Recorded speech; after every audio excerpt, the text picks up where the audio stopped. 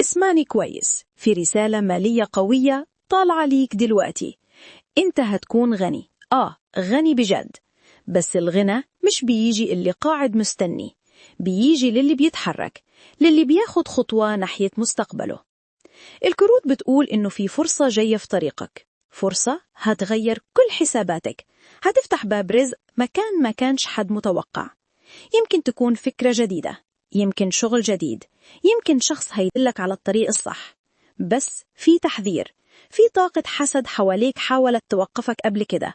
الحسد ده هو السبب إن فلوسك وقفت فترة.